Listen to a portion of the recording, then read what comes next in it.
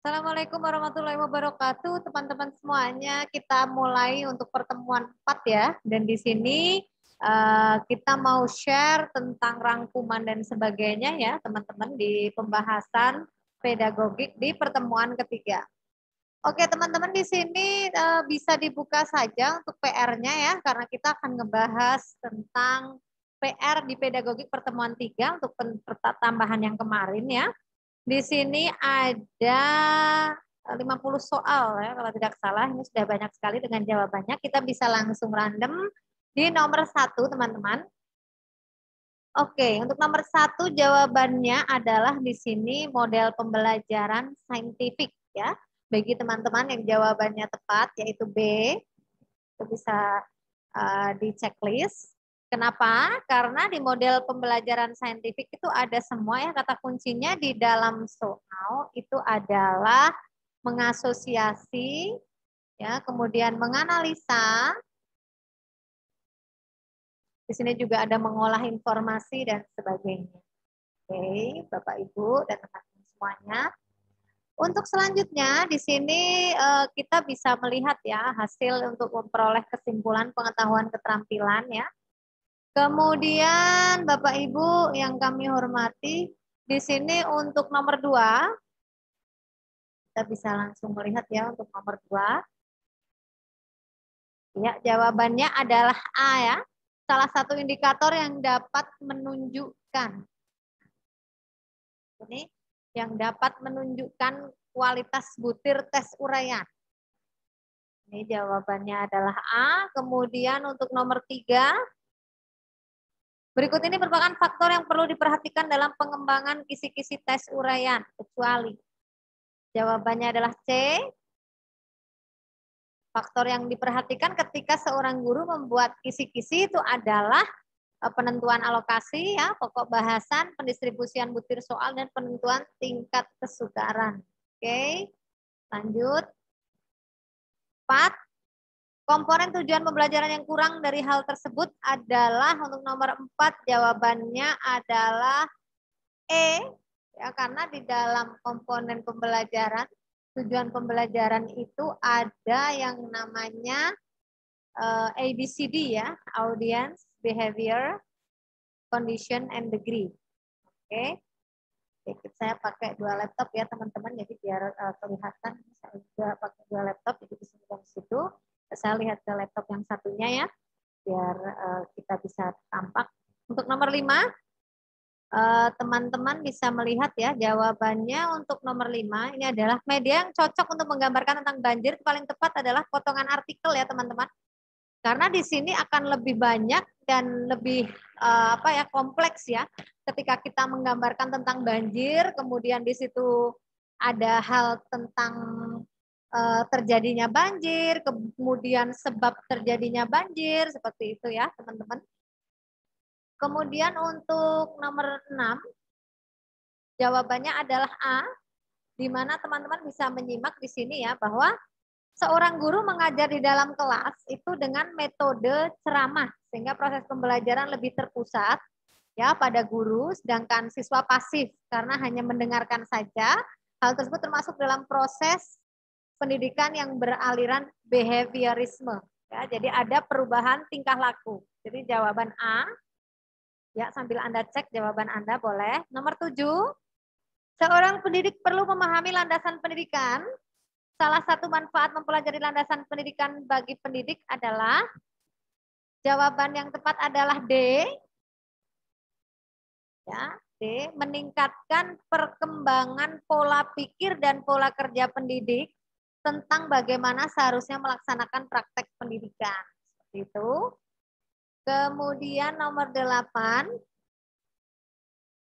berikut ini implikasi landasan historis dalam proses pendidikan di Indonesia adalah, guru melaksanakan nomor 8, jawabannya adalah A. Coba Anda cek milik Anda. Oke, nomor 8 ya.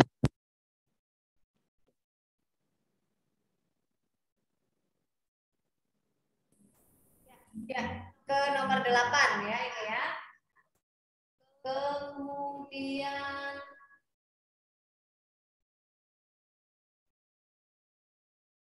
Nomor 9.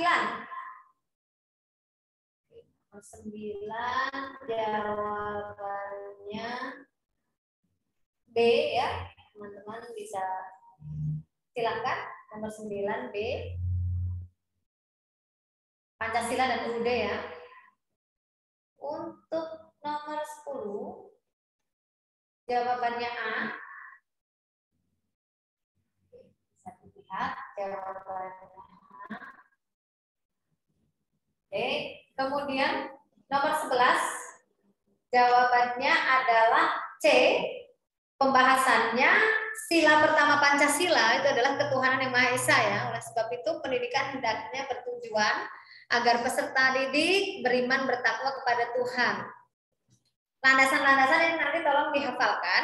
Ada landasan religius pendidikan, filosofis, ilmiah, yuridis, dan hukum pendidikan. Untuk religius itu lebih ke bagaimana agama ya, tolak ukurnya. Kemudian kalau filosofis itu lebih ke tolak ukur praktik pendidikan. Kalau landasan ilmu atau ilmiah itu adalah ke asumsi dan teori yang bersumber pada berbagai cabang disiplin ilmu. Oke, terus selanjutnya adalah landasan yuridis, teman-teman. Bisa dilihat. Oke. Next, nomor 12 kita akan melihat. Ya, jawabannya adalah D. Jawabannya D. Oke. Salah satu dari pusat ya, kedisiplinan dan tanggung jawab. Untuk nomor 13 jawabannya B. Jadi perkembangan kognitif peserta didik SD itu teman-teman pada taraf operasional konkret itu mereka merasa kurang memahami materi pelajaran yang disampaikan gurunya secara verbal ya. Proses pembelajaran tersebut akan efektif jika dengan media benda konkret atau nyata. Nomor 14 jawabannya adalah D. Teman-teman bisa melihat PR-nya dari teman-teman semua ya. Saya rasa sudah dikerjakan semua. Jadi kalau guru A ketika melakukan proses pembelajaran itu selalu menggunakan media, kadang memutar media pembelajaran, kemudian kadang memutar CD audio, kadang menggunakan poster berwarna. Itu untuk apa? Ya agar peserta didiknya tertarik, ya senang dengan mengikuti pelajarannya. Nomor 15. Perkembangan moral peserta didik atau anak menurut Kohlberg ya. Ini ada apa saja ya. Di sini ada tahap naively egoistic orientation. Itu artinya lebih berdasar pada jawaban C. Perkembangan moral anak menurut Kohlberg terdiri dari tahap ini ya, naively egoistic orientation. Jadi tahap di mana anak menilai baik buruk ya berdasarkan kontrak atau imbal jasa. Oke, nomor 16. Jawabannya adalah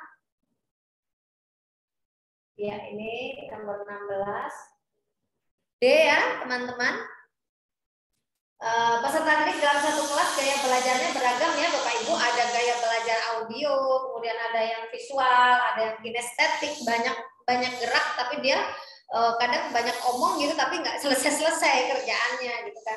Bisa aja seperti itu. Kemudian di sini untuk jawaban yang tepat adalah D ya, menggunakan media audio, video, dan percobaan. Jadi bagaimana anak yang kinestetik juga tetap kita cover. 17 jawabannya adalah B.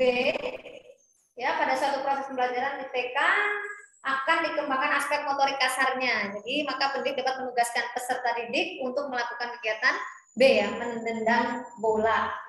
Lebih ke kata kunci motorik kasar. 18 kata kuncinya ada perubahan tingkah laku, betul B, behavioristik. Bagus. 19 jawabannya B, trial and error. Trial and error itu lebih ke metode coba-coba ya, merujuk kepada upaya atau metode untuk mencapai sebuah tujuan melalui berbagai macam cara. Oke, Kak Irina nomor 20 apa nih? Ya, 20 contoh penerapan teori untuk behavioristik yang dapat dilakukan oleh guru dalam praktik pembelajaran. Itu adalah C ya teman-teman, memberikan stimulus kepada peserta didik berupa penataan lingkungan belajar. Ini lebih ke praktik pembelajaran, jadi langsung actionnya.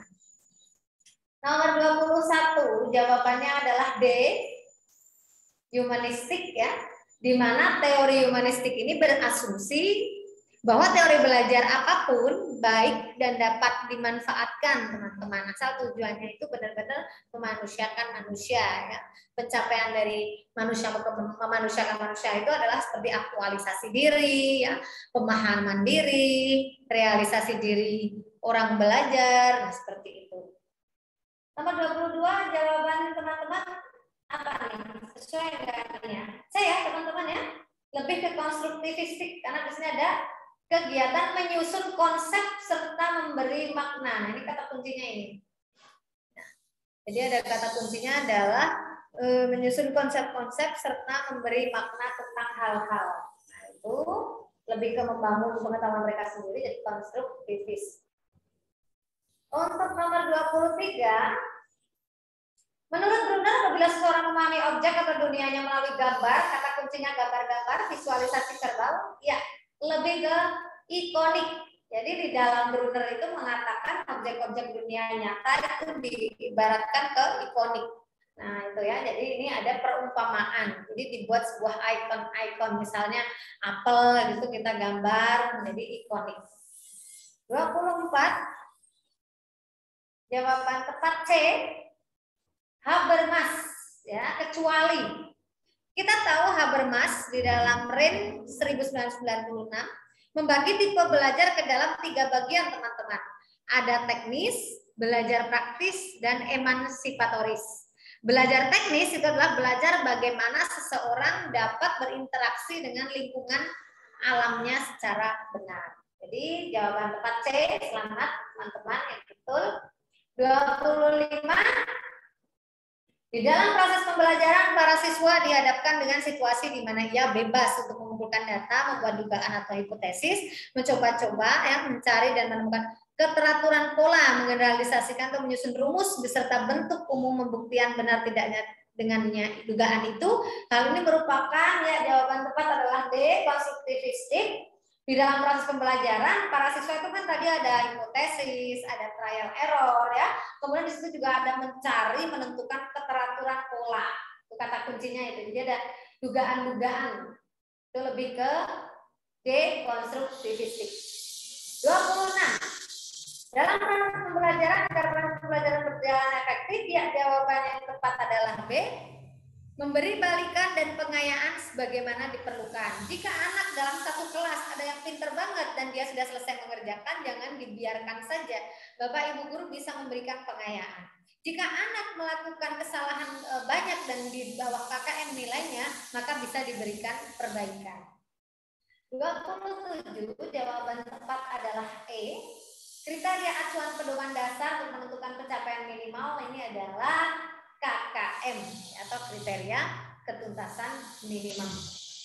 Kemudian untuk 28, aspek yang berkaitan dengan perasaan, emosi, sikap, derajat penerimaan maupun penolakan terhadap suatu objek.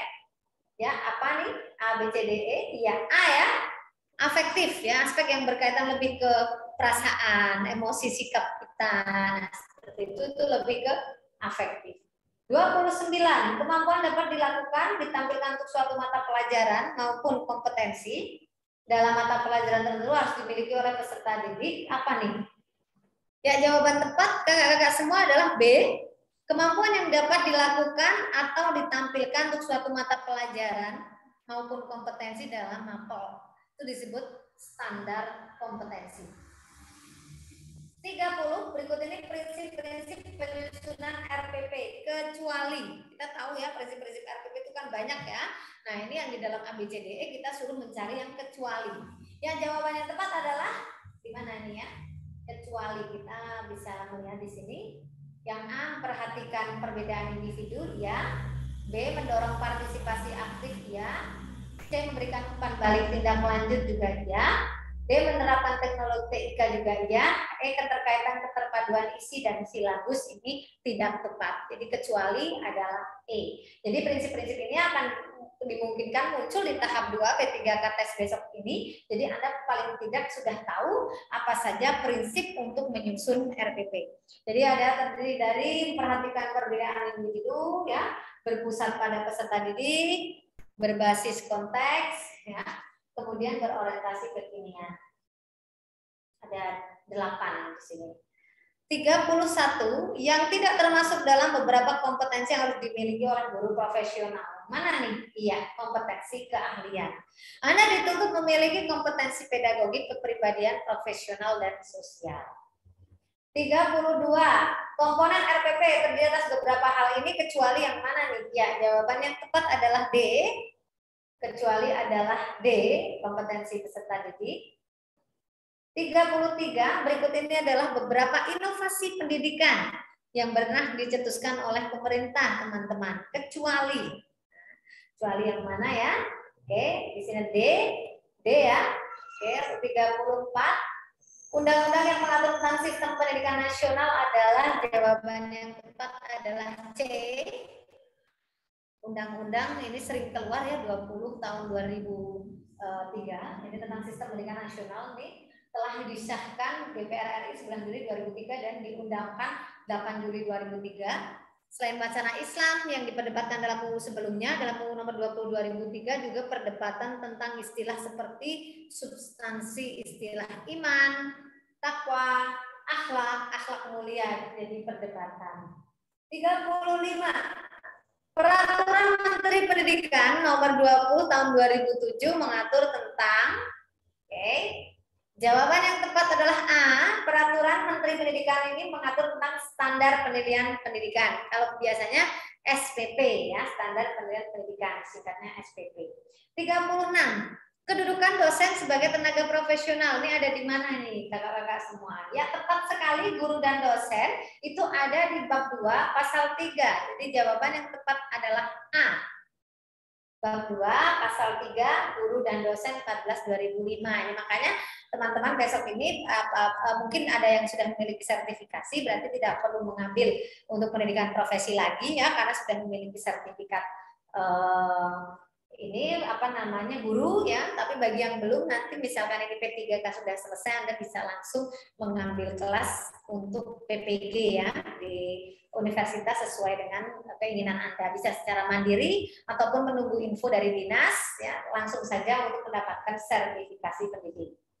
37. Prinsip profesionalitas yang harus dimiliki dosen maupun guru sesuai guru dan dosen, kecuali, ada kata kecuali ya.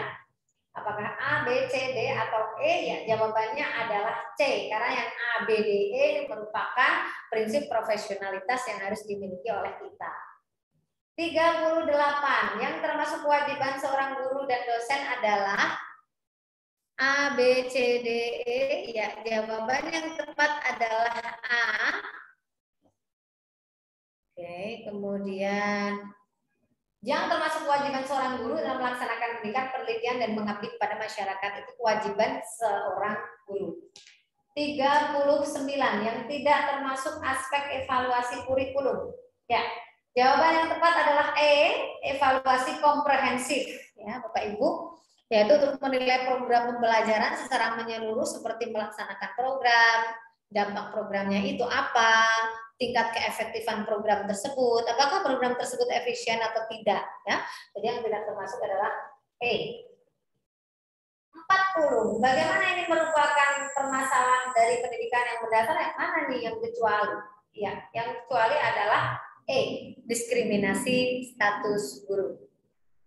41. Agar peserta didik bereaksi terhadap materi yang kita berikan, maka gambar yang akan digunakan sebagai media pembelajaran haruslah ya, paling tepat adalah D ya, semaksimal mungkin gitu ya. Jadi proses belajarnya, medianya itu haruslah semaksimal mungkin. Jadi warna cerah dan sebagainya itu tidak masuk ya. 42. Di bawah ini merupakan contoh akan adanya dampak dari keyakinan pada kemampuan diri seorang pendidik, peserta didik. Jawaban yang tepat adalah B. Budi merasakan sakit perut karena akan mengikuti tes. Ini merupakan adanya dampak dari keyakinan pada kemampuan diri. Jadi kadang kita sama juga ya, mau tes P3K, mules dulu, pusing, migrain gitu. Karena kita nggak percaya pada diri sendiri gitu. Kita nggak yakin pada diri sendiri bakal bisa. Jadi ada arah mungkin menuju ke ketidakbisaan, jadi pikiran gitu ya teman-teman.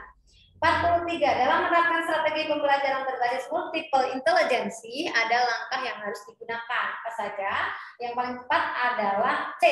Memberdayakan semua intelijensi yang dimiliki peserta didik. Ingat, anak-anak memiliki daya intelijensi yang berbeda-beda. Jadi tidak boleh disamakan. 44. Kegiatan berikut ini merupakan salah satu cara untuk mengaktifkan indera peserta didik, ya, agar dapat berkembang secara maksimal. Kata kunci indera itu bisa dari sentuhan, ya, rabaan, dari penglihatan, dari pendengaran anak, seperti itu.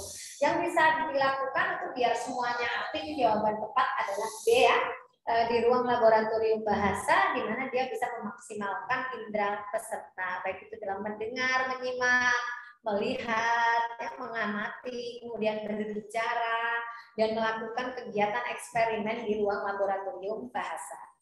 45. Pada waktu mengajar, guru memberikan hadiah atau pujian kepada peserta didik yang berhasil menjawab atau menyelesaikan soal. Dalam perihal ini, guru menerapkan teori apa, ya? Kasih hadiah nih. Paling tepat adalah, nah ini lebih ke bagaimana anak-anak diberikan teori belajar cognitionism. Jadi dia, anak-anak ini ibu beri PR, oh iya ternyata yang cepat ngumpulin PR atau tugas ini adalah Rahmawati, ya. Rahmawati ibu beri buku atau ibu beri pensil atau ribet lain. Kakak sebagai guru memberi apa? Ini lebih ke teori belajar cognitionism. 46. Ada beberapa tahap yang harus dilalui oleh seorang guru, ya, untuk mengembangkan strategi pembelajaran seperti kemarin yang saya sudah ungkapkan tentang strateginya. Salah satunya ini adalah guru menetapkan ataupun merumuskan tujuan untuk keberhasilan, ya, dari proses pembelajaran. Apakah yang dapat dilakukan oleh guru tersebut pada tahapan pengembangan? Ya, dari jawabannya itu adalah dia lebih ke, ya, tujuan mengukur keberhasilan, berarti lebih ke kurikulum, perangkat mata pelajaran yang terdiri dari program-program studi, apa yang akan dilakukan lembaga pendidikan terkait, di mana di dalamnya terdapat rancangan pelajaran, ya, didapat oleh peserta dalam jenjang periode tertentu. 47. Alat ukur yang dapat digunakan untuk mengukur kemampuan afektif peserta didik adalah, ya, A, B, C, D, E. Jawaban yang tepat adalah tes berupa angket. Jadi, kemampuan afektif itu adalah penilaian pada kemampuan seseorang dilihat dari sikap dan nilai sosial yang diterapkan dalam kegiatan di sekolah.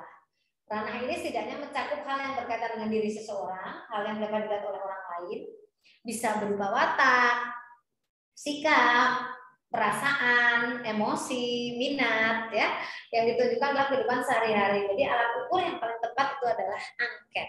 Jadi dengan angket kita bisa tahu, ya, seberapa besar kemampuan afektif siswa. 48. Langkah pertama untuk mencari nilai rata-rata untuk data yang tidak dikelompokkan dapat dilakukan dengan jawaban yang tepat adalah A. Menjumlahkan data nilai yang diperoleh. Jadi lalu dilanjutkan dengan membagi dengan banyaknya data. Jadi menjumlahkan dulu baru membagikan banyaknya data.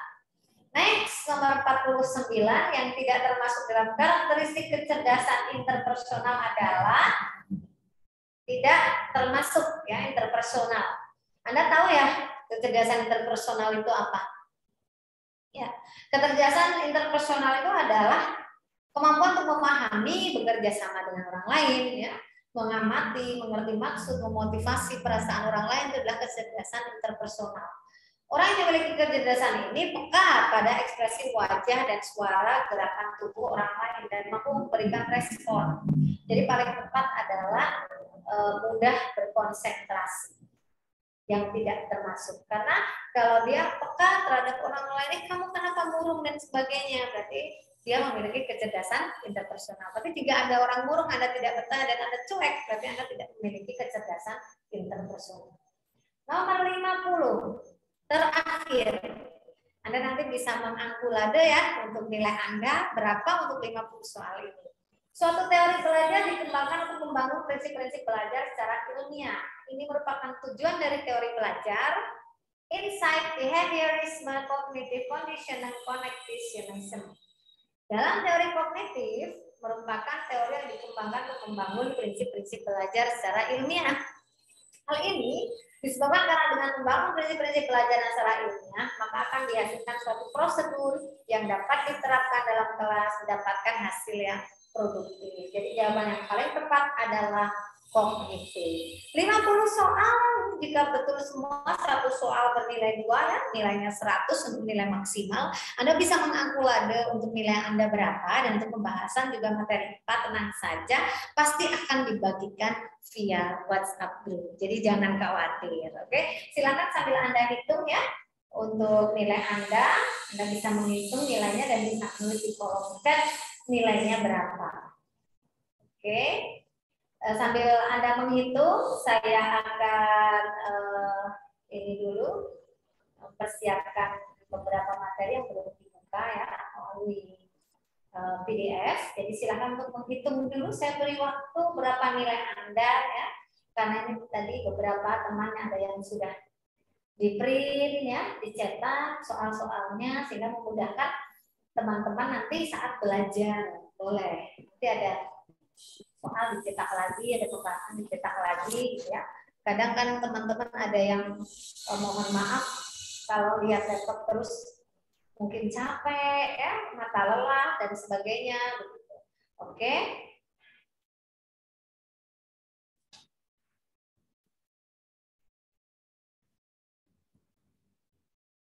Masih saya tunggu untuk Anda ini ya. Oke.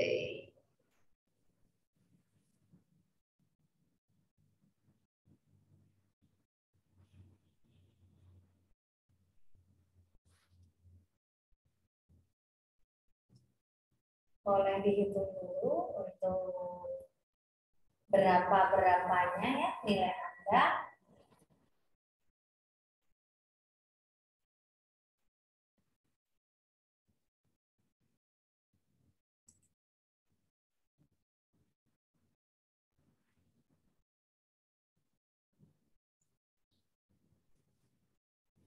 Oke, semoga saya berharap nilainya bagus ya setiap kali latihan soal gitu.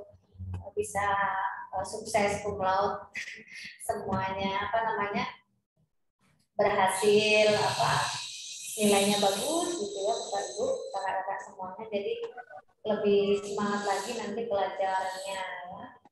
Sebentar, saya sedang juga buka tentang drilling soalnya.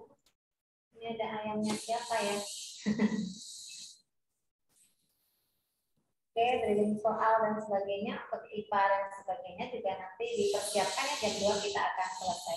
Oke, bisa ditulis di kolom chat untuk nilai Anda ya, nilai Anda berapa ya, saya mau cek seperti itu. Belum ada ini yang setor nilai ya, jangan-jangan belum mengerjakan ini, semoga sudah mengerjakan. Oke.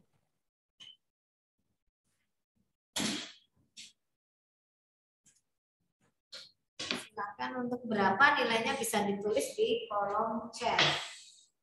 Dari 50 soal ya, 50, satu soal bernilai 2. Jadi nilai total adalah 100.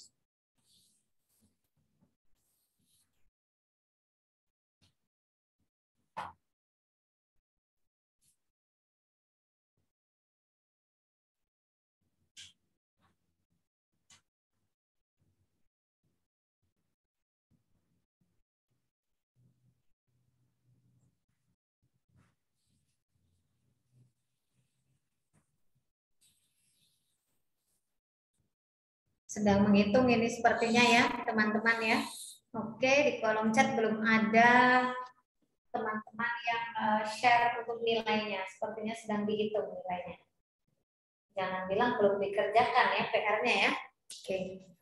Masih saya tunggu untuk penghitungan nilai, kemudian nilai Anda silakan ditulis di kolom chat ya, 90 atau berapa gitu. Oh, ini ada yang ketinggalan nomor 1 sampai 15, ya nggak apa-apa, ketinggalan karena baru aja masuk ya Kak ya. Nah, kita tadi on time jam 1 kita mulai, nggak apa-apa.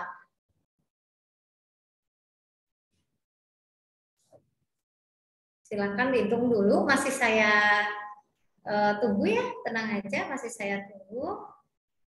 Untuk pembahasan yang pedagogik juga akan saya share di grup bagi yang ketinggalan tadi ya.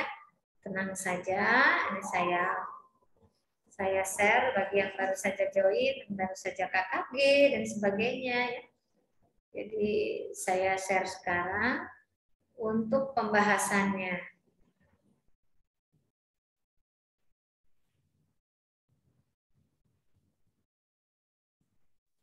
Saya share di grup ya, pembahasan pedagogik untuk tahap 3.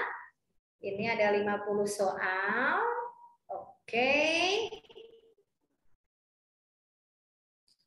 Silakan bisa dicek bagi yang telat join ya. Oke, nggak apa-apa, nggak masalah. Nanti ini juga ada rekamannya. Tadi ada beberapa penekanan yang nanti akan dimungkinkan muncul. Ini ada dari Kak Sinta. Oh, Kak siapa dulu ini ya? Bentar. Oke, Kak Sri Mulyanti. Oke, 20. Semangat lagi, nggak apa-apa ya. Tadi udah ada, nanti ini udah di WhatsApp grup. Kakak bisa nanti baca pembahasannya dan pelajari lebih lanjut. Kak Yuli ada benar 34, Kak Sinta ada benar 26. Oke. Ada Kak Dani benar 30. Oke, nggak apa-apa. Kita nanti belajar lagi ya, lebih semangat lagi belajarnya. Oke. Untuk yang kemarin ini kakak-kakak sudah saya beri untuk metode dan sebagainya ya. Kemarin ada metode pembelajaran dan sebagainya. Itu saya tekankan kepada kakak-kakak untuk bisa memahami dengan baik. Karena bagaimanapun juga itu nanti materi itu akan muncul. Sering sekali muncul baik itu teori belajar, strategi, metode, kemudian model-model pembelajaran itu akan dimunculkan. Makanya saya beri dan nanti saya juga akan share modul lagi ya yang sekiranya bisa untuk bahan bacaan teman-teman semuanya. Modul-modul, karena kemarin ada yang request Kak manajerial sama sosiokultural mewawancara gitu, nanti ada beberapa modul untuk baca-baca gitu ya, walaupun yang kemarin kan ada setuju, tidak setuju dan sebagainya seperti itu, nanti bisa untuk bahan bacaan hasanah tambahan ilmu, nanti saya tambahin juga nggak apa-apa modul P3K. Oke kakak-kakak, saya akan berikan waktu sebelum nanti kita jam 2 masuk di sesi pertemuan 4 yaitu IPA. Untuk sesi tanya jawab ya, kakak-kakak bisa tanya secara live dengan menghidupkan mikrofon Anda ke saya, atau kakak-kakak juga bisa, mohon maaf, menuliskan pertanyaannya di kolom chat, itu juga boleh. Ya, jadi misalkan kemarin kan udah ada tuh ya yang Kak Sinta kalau nggak salah ya, Kak Sinta Pekalongan ya Pak ya, yang WA untuk sintak. Nah ini kemarin sudah saya berikan juga untuk sintaknya ya, beberapa materi dan soal-soal di situ. Nah itu nanti kakak bisa lebih diperdalam lagi. Oke, saya beri waktu nanti sampai pukul 2 kita akan ganti lagi di materi IPA. Tentunya siapkan soal-soalnya karena nanti akan dibahas dan juga ditambahin materi FR yang bakalan keluar. Kemudian untuk sekarang saya beri waktu untuk sesi tanya jawab. Mau tanya jawab secara live? Boleh. Misalkan kakak-kakak mau tanya jawab live boleh ya. Saya tunggu ya.